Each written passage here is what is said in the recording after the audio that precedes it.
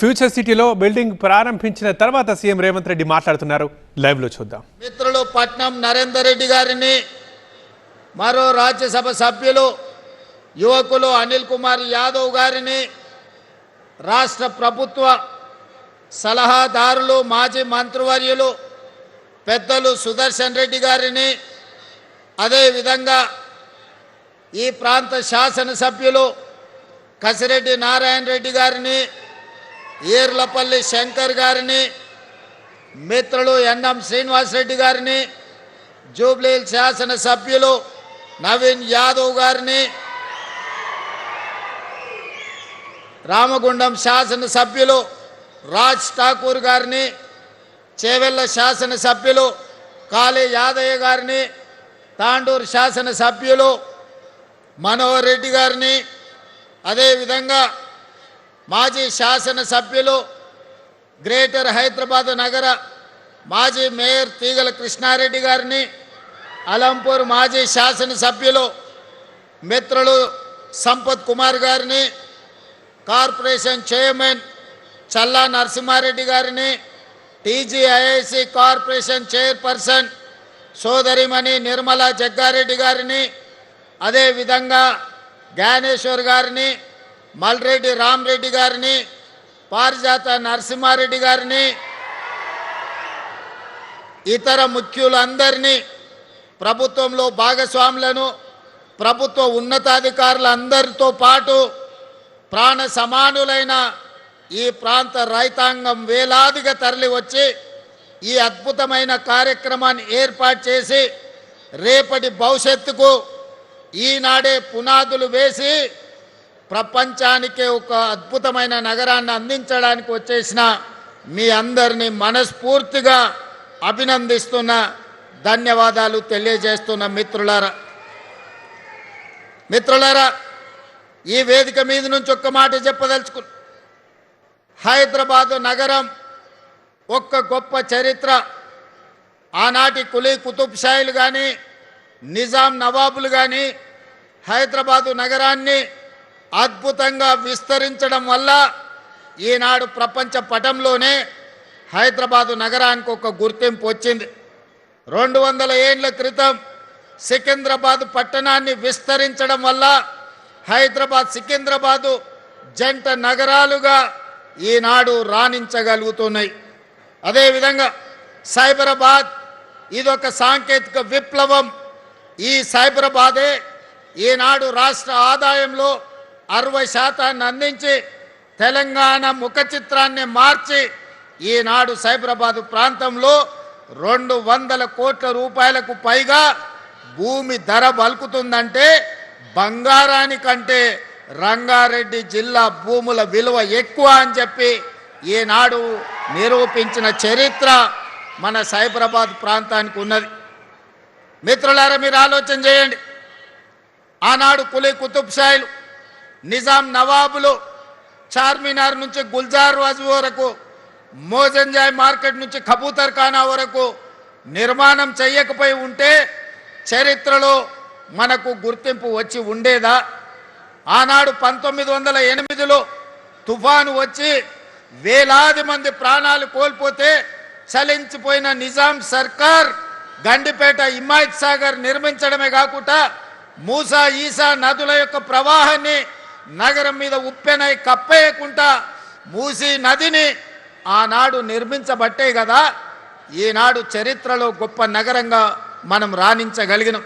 Secunderabad cantonment ప్రాంతంలో ఆర్మీని నివసించడానికి ఆర్మీ ఉత్పత్తి చేసిన యుద్ధ సామాగ్రిని అక్కడ దాచుకోవడం వల్లనే కదా ఈనాడు శత్రు దుర్భేద్యమైన నగరంగా మన జంట నగరాలు నారునిచ్చినాయి.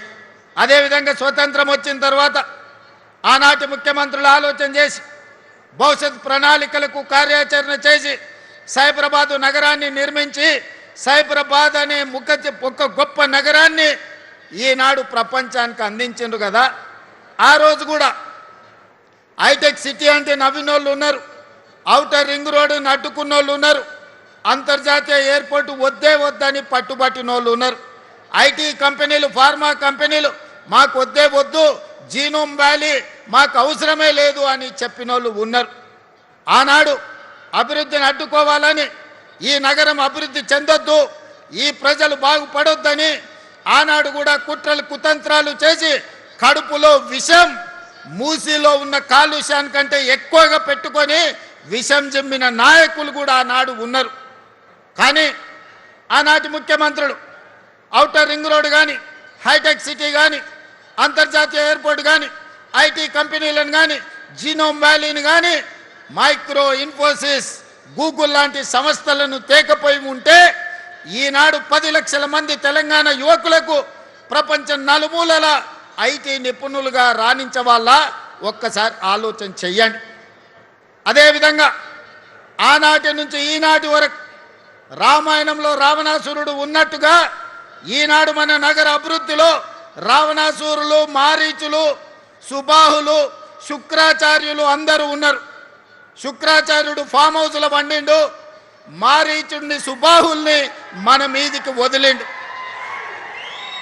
పెద్ద రాక్షసులు, పిల్ల రాక్షసులు కలిసి ఈనాడు భారత్ ఫ్యూచర్ సిటీని మేము అడ్డుకుంటాం, మేము రద్దు చేస్తామని అంటున్నారు. నేను అడుగుతున్నా ఇక్కడ ఉన్న యువకులను, ఈనాడు ఫ్యూచర్ సిటీని రద్దు చేయాలన్నా, ఫ్యూచర్ సిటీని విస్తరించాలన్నా మీరు ఒక్కసారి చెప్పండి. ఈనాడు ఫ్యూచర్ సిటీ మన ఫ్యూచర్కే కాదు, మన పిల్లలు, వాళ్ళ పిల్లలు, వాళ్ళ పిల్లలు భవిష్యత్ తరాలకు గొప్ప ఫ్యూచర్ను అందించడమే కాదు, భారతదేశానికే కాదు ప్రపంచానికి ఒక దిక్సూచిగా, ఒక గొప్ప నగరంగా తీర్చిదిద్దాలి అని ఈనాడు మన ప్రభుత్వం సంకల్పంతో ఈ కార్యక్రమాన్ని తీసుకున్నది. ఈ సంకల్పాన్ని అడ్డుకోవాలని ఈనాటి రాక్షసులు కడుపు నిండా విషం పెట్టుకొని, కళ్ళల్లో నిప్పులు పోసుకొని, ఇక్కడనే కాదు అమెరికాకి వెళ్ళి ఫ్యూచర్ సిటీని మేము రాగానే రద్దు చేస్తామంటారు. అయ్యా, మీరు రద్దయిపోయిన 1000 నోటు లాంటోళ్ళు, మీకు గతమే ఉంది కానీ మీకు భవిష్యత్తు లేదు. మిమ్మల్ని తెలంగాణ ప్రజలు తిరస్కరించారు, మిమ్మల్ని తెలంగాణ ప్రజలు శ్మశానానికి పంపించారు. ఇక మీకు భవిష్యత్తు లేదు. ఈ భవిష్యత్తు నగరాన్ని రద్దు చేస్తామంటే వచ్చేసారి ప్రతిపక్ష హోదా కూడా రాదు, ఈ ప్రాంత ప్రజలు బండకేసి కొడతారని ఈనాడు నేను చెప్పదలుచుకున్నా. అందుకే మిత్రులారా, ఏడ్చే వాళ్ళ ముందు మనం జారి పడ్డట్టుగా కాకుండా ఏడ్చే వాళ్ళు ఏడ్చుకుంటుంటూనే మనం అభివృద్ధి పదం వైపు నడవాలి. అందుకే డిసెంబర్లో పనులు ప్రారంభించుకున్నాం. జూన్ 10 తారీఖు నాడు కార్యాలయాన్ని రోజు మనం ఇనాగరేట్ చేసుకొని జాతికి అంకితం చేసినాం. సరిగ్గా 150 రోజుల్లో ఫ్యూచర్ సిటీ డెవలప్మెంట్ అథారిటీ కార్యాలయాన్ని మీ ముందల్నే టెంకాయ కొట్టినాం, మీ ముందల్నే ఈనాడు కార్యాలయాన్ని ప్రారంభించుకున్నాం. ఇది మా పనితనం, ఇది మా అధికారుల వేగవంతమైన ప్రణాళిక. మనస్ఫూర్తిగా అధికారులను ఈనాడు ఈ వేదిక మీద నుంచి నేను అభినందిస్తున్నా. ఈ ఉత్సాహంతో ఈ నగరాన్ని 2034 $1 ట్రిలియన్ ఎకానమీకి ఈ భారత్ ఫ్యూచర్ సిటీ వేదిక కావాలి. 2034 వరకు ప్రపంచంలో టోక్యోతో, అమెరికాలో ఉండే న్యూయార్క్తోని, సింగపూర్తో పోటీ పడే నగరంగా రాబోయే 8 ఏళ్లల్లో సంపూర్ణంగా నిర్మించుకోవాలి. దానికి అవసరమైన ప్రణాళికలు సిద్ధం చేసుకోవాలని చెప్పి మా అధికారులకు ఆదేశాలు ఇస్తున్నా. హైదరాబాద్ నగర ప్రజలకు, తెలంగాణ మిత్రులకు నేను గుర్తు చేయదలుచుకున్నా. తొలకరి వర్షాలు నిన్ననే పడ్డాయి. పెద్ద ఎత్తున వర్షం పడలే, రోజంతా వాన పడవలే. కానీ 2 గంటనే హైదరాబాదు నగరంలో వాన పడితే రోడ్లు ఎక్కడికక్కడ స్తంభించిపోయినాయి. రోడ్ల మీద మొత్తం వర్షపు నీరు వరదలై పారింది. ట్రాఫిక్ అతలాకుతలమైంది. కిలోమీటర్ ప్రయాణానికి 2 నుంచి 4 గంటలు పట్టింది. అంతర్జాతీయ నగరం అని గొప్పలు చెప్పుకుంటే సరిపోదు. అంతర్జాతీయ ప్రమాణాలతోని మౌలిక వసతులను అభివృద్ధి చేసుకోవాలి. 10 ఏళ్ళు మేము అభివృద్ధి చేసినాం, 100 కోట్లకి ఎకరం అమ్మినామని గొప్పలు చెప్పుకున్నోళ్ళు, జబ్బలు జరుచుకున్నోళ్ళు నిన్న ట్రాఫిక్ సమస్యకు కారణం ఏందో చెప్పండి. రోడ్ల మీద మొత్తం వరద పారుతుంటే దానికి ఎవరు బాధ్యత అని నేను ఈరోజు అడుగుతున్నా. పోయిన దుర్మార్గులు చెరువులు నాలాలు కుంటలను కబ్జా చేసుకొని పబ్లిక్ పార్కులను ఆక్రమించుకొని ప్రభుత్వ భూములను చెరబట్టి ఈనాడు అక్రమ నిర్మాణాలు చేపట్టబట్టే ఇవాళ చెరువులలో ఉండాల్సిన నీళ్లు కుంటలకి వెళ్ళాల్సిన నీళ్లు నాలాలో ప్రవహించాల్సిన నీళ్లు వర్షపు నీళ్లు మొత్తం రోడ్ల మీద ప్రవాహమైంది. చెరువుల్లో ఉండాల్సిన నీళ్లు మన కాలనీలకు మన బస్తీలకు వచ్చినాయి, మన రోడ్ల మీద వరదై పారింది. అందుకే నిన్న గంటల కొద్దీ ట్రాఫిక్ జామ్ అయింది. మరి దీన్ని పరిష్కరించుకోవాల్సిన బాధ్యత మన మీద ఉన్నదా లేదా ఒక్కసారి ఆలోచన చేయండి. ఇవన్నీ ముందస్తుగా ఆలోచన చేసి ఈనాడు చెరువులు ఆక్రమించుకున్నా, కుంటలను ఆక్రమించుకున్నా, నాలాలను ఆక్రమించుకున్నా, ప్రభుత్వ పార్కులను చెరబట్టినా ఈరోజు నిర్దాక్షిణ్యంగా ఆ అక్రమ కట్టడాలను తొలగించుకుంటూ వాటిని పునరుద్ధరించుకుంటూ వెళ్తున్నాం. ఇవాళ తెలంగాణ ప్రజలు ముఖ్యంగా నగరానికి సంబంధించిన పెద్దలు ఆలోచన చేయండి. ఒక ఇంచు కానీ ఒక గుంట కానీ నేను కానీ మా భట్టి గారు కానీ మా శ్రీధర్ బాబు గారు కానీ మేమెవరమైనా ఒక ఇంచు భూమైనా మేము తీసుకున్నామా? ఎవరికైనా అందజేసినామా?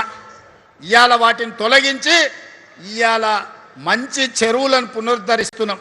లేక్ ఎకానమీ అని మా అక్కలకు ఆడబిడ్డలకు ఈ లేక్ల చుట్టూత మంచి షాపింగ్ మాల్స్ డిజైన్ చేసి కూరగాయలు అమ్మడానికి, పాలు అమ్మడానికి, పండ్లు అమ్మడానికి ప్రజలు వాకింగ్ కోసం వచ్చి పాలు పండ్లు కూరగాయలు తీసుకెళ్లడమే కాకుండా వాళ్ళ మన్మన్లను మన్మరాలను ఆడిపించుకోవడానికి ఆట స్థలాలను ఈరోజు లేక్ల చుట్టూత మనం అభివృద్ధి చేస్తున్నాం. రాజేంద్ర నగర్లో బుమరక్ దౌలా అని నిజాం సర్కార్లో ఉన్న గొప్ప చెరువును ఆక్రమించుకుంటే ఆక్రమణలు తొలగించి ఈరోజు పునరుద్ధరించినాం. ఈ ప్రాంత యువకులు రాజేంద్ర నగర్ వైపు పోయినప్పుడు బుమరక్ దౌలా చెరువు ఎట్లా అభివృద్ధి చెందిందో చూడండి. కుక్కట్పల్లిలో నల్ల చెరువు చూడండి, హైటెక్ సిటీ దగ్గర తుమ్మిడికుంట చూడండి, లేకపోతే సున్నం చెరువును చూడండి. అంతెందుకు మా హనుమంతన్న 50 ఏళ్ళు కొట్లాడిండు బతుకమ్మ కుంట ఆక్రమణలు తొలగించమని. ఇవాళ అంబర్పేటలో ఉన్న బతుకమ్మ కుంటకు పోయి చూడండి అక్కల్లారా, దాని పేరే బతుకమ్మ కుంట. వెనకటికి ఆడబిడ్డలు బతుకమ్మ ఆడి బతుకమ్మల్ని ఆ కుంటలో వదిలేటోళ్ళు. బీఆర్ఎస్ నాయకులు అంబర్పేట ఇన్ఛార్జ్ ఎట్ల సుధాకర్ రెడ్డి అని ఆ బతుకమ్మ కుంట 15 ఎకరాలు కబ్జా పెట్టుకొని కేసీఆర్ వచ్చినప్పుడు హెలికాప్టర్లో గులాబీ పూలు జల్లిండని ఆ 15 ఎకరాల బతుకమ్మ కుంట ఆ ఎడ్ల సుధాకర్ అన్నట్టు ఆయనకు రాసిచ్చిండు. వాళ్ళ తాత జాగీరా రాసి అని కానీ నేను అడుగుతున్నా. ఆడబిడ్డలు బతుకమ్మలు ఆడుకొని బతుకమ్మలు వదిలే బతుకమ్మ కుంటను దుర్మార్గులు చెరబడితే ఈనాడు నిర్దాక్షిణ్యంగా ఆ అక్రమార్కుల పని బట్టి ఈనాడు బతుకమ్మ కుంటను పునరుద్ధరించడం. గొప్ప గొప్ప వ్యక్తులు గండిపేట హిమాయత్ సాగర్ను ఆక్రమించుకుంటే వాటన్నిటిని తొలగించే ప్రయత్నం చేస్తున్నాం. ఇవన్నీ మా కోసం కాదు, ఇవన్నీ భవిష్యత్ తరాల కోసం. ఈనాడు ఢిల్లీ చూడండి, కాలుష్యంతో బడులు బంద్ అయినాయి, పార్లమెంటు బంద్ అయింది, ప్రభుత్వ కార్యాలయాలు బంద్ అయినాయి. ముంబైలో వాన వస్తే రోజుల కొద్దీ ఇంట్లోకి వెళ్ళి బయటకు వెళ్ళలేని పరిస్థితి. బెంగళూరులో ఇంట్లో నుంచి వెళ్తే ఎప్పుడు ఎయిర్పోర్ట్కి వెళ్తామో మనకు తెలియదు. చెన్నైలో వాన వస్తే పడవల్లో తిరుగుతారు. కలకత్తాలో శాంతి భద్రత లేక కత్తులతో పొడుచుకుంటారు. మరి ఇన్ని నగరాల నుంచి మనం ఏదైనా నేర్చుకోవాల్సిన అవసరం ఉందా లేదా చూడండి. అందుకే ఈనాడు దుర్మార్గులు ఆక్రమించుకున్న వాళ్ళు కబ్జాకోరులు బాధపడ్డా సరే కొద్దిమంది బాధపడవచ్చు, లక్షలాది ప్రజలకు న్యాయం జరుగుతుంది. ఈ నగరం అంతర్జాతీయంగా రాణిస్తుందని హైదరాబాదు నగరంలో కబ్జా కోరలు బీకడానికి ఈనాడు మన ప్రభుత్వం పనిచేస్తుంది. భవిష్యత్తులో ఇంకా బలంగా వ్యవహరిస్తుంది. దుర్మార్గులను తోకగత్తిరిస్తుంది. వాళ్ళ వెనకాల ఉన్నోళ్ళని కూడా వాళ్ళ పని పడతామని చెప్పి ఈనాడు ఈ వేదిక మీద నుంచి నేను చెప్పదలుచుకున్నా. అందుకే మిత్రులారా, ఈనాడు ప్రపంచం మన వైపు చూస్తుంది. చరిత్రలో జూన్ 10, 2026 తారీఖు చరిత్రలో సువర్ణ అక్షరాలతో లిఖించబోతున్నాం. భారత్ ఫ్యూచర్ సిటీలో ఈనాడు green pharma, sports, education, health, అదేవిధంగా AI, data centers, GCC centers, global fortune 500 కంపెనీలను వీడికి రప్పించేదానికి ఈరోజు పునాది వేసుకున్నాం. పోయిన డిసెంబర్లో గ్లోబల్ సమ్మిట్ ఇక్కడనే ఏర్పాటు చేసినాం. ప్రపంచ దేశాలన్నిటినీ ఇక్కడికి రప్పించగలిగినాం. మళ్ళీ డిసెంబర్లో గ్లోబల్ సమ్మిట్ను మా శ్రీధర్ బాబు గారి నేతృత్వంలో అద్భుతంగా నిర్వహించి ఇక్కడికి ప్రపంచ దేశాలను రప్పించడమే కాదు, వాళ్ళ పెట్టుబడులను ఆకర్షించి మన స్కిల్స్ యూనివర్సిటీలో మన ఏటీసీలలో చదువుకున్న వాళ్ళకు లక్షలాది మందికి ఉద్యోగ ఉపాధి అవకాశాలు కల్పిస్తాం. అందుకే మిత్రులారా, ఈనాడు మీరందరూ కేఎల్ఆర్ గారి నేతృత్వంలో ఫ్యూచర్ సిటీ డెవలప్మెంట్ అథారిటీలో మీ గ్రామాలను కలపాలని మీరు ముందుకు వచ్చిండ్రు, మీరు తీర్మానాలు చేసిండ్రు. మా కసిరెడ్డి నారాయణ రెడ్డి కల్వకుర్తి ఎమ్మెల్యే గారు కూడా కొన్ని ప్రతిపాదనలు తెచ్చిండు. ఇవాళ సూచన ప్రాయంగా కొన్ని గ్రామాలను ఫ్యూచర్ సిటీలో కలిపినాం. భవిష్యత్తులో కార్యాలయం ఇక్కడనే ఉంటుంది. గ్రామాల వారీగా చర్చలు చేసి వాళ్ళందరినీ కూడా ఫ్యూచర్ సిటీలో కలుపుతుంది ప్రభుత్వం.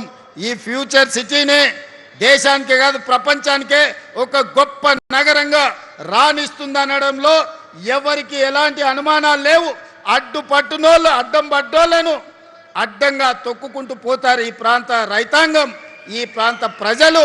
ఈ నగరాన్ని వాళ్ళే కాపాడుకుంటారు, ఈ నగరాన్ని వాళ్ళే నిర్మించుకుంటారు. ఈ నగరాన్ని ప్రపంచానికి అంకితం చేసే యువత ఈ ప్రాంతంలో ఉన్నారు. వాళ్ళ మీద నాకు సంపూర్ణమైన విశ్వాసం ఉన్నది. ఈ నగరం భవిష్యత్తుకు ఒక దిక్సూచి. ఖచ్చితంగా ఈ నగరం విరాజిల్లుతుంది. హైదరాబాద్కి ఎంత గొప్ప పేరు వచ్చిందో పర్ల్స్ విషయంలో కావచ్చు, హైదరాబాదులో ఫ్రూట్స్ విషయంలో కావచ్చు. హైదరాబాద్ అంటే lakes and rock city. Bharat future city కూడా నెట్ జీరో సిటీగా, కాలుష్య రహితమైన నగరంగా, ప్రపంచంలోనే గొప్ప నగరంగా రాణిస్తుంది. తీర్చిదిద్దుతామని మీ అందరికీ తెలియజేస్తూ మీ అందరి దగ్గర సెలవు తీసుకుంటున్నా. వీలైనప్పుడల్లా వచ్చి ఫ్యూచర్ సిటీ కార్యాలయంలో నేను కూర్చుంటా. మా మంత్రి శ్రీధర్ బాబు గారు, మా బట్టి గారు వారానికి ఒక్కరోజు ఇక్కడికి వస్తారు, ఈడ కూర్చుంటారు. మీ సమస్యలు ఏమున్నా అడిగి తెలుసుకుంటారు, వాటిని పరిష్కరించే విధంగా ముందుకు వెళ్తారని తెలియజేస్తూ మీ అందరి దగ్గర సెలవు తీసుకుంటున్న. ధన్యవాదాలు మిత్రులారా. అది సీఎం రేవంత్ రెడ్డి ఇప్పటిదాకా లైవ్లో మాట్లాడడం చూసాం. హైదరాబాద్కే తలమానికంగా ఈ ఫ్యూచర్ సిటీ నిర్మాణం కాబోతుంది, ఆ విధంగా చేయబడుతుంది. భాగ్యనగరాన్ని తలదన్నేలా భవిష్యత్ నిర్మాణం, ఈ నగర నిర్మాణం చేయబోతున్నామని చెప్తున్నారు సీఎం రేవంత్. ఇక ఎవరైతే ఫ్యూచర్ సిటీకి అడ్డం పడతారో వారిని తొక్కుకుంటూ వెళ్తామంటూ విమర్శలు కూడా చేస్తున్నారు సీఎం రేవంత్.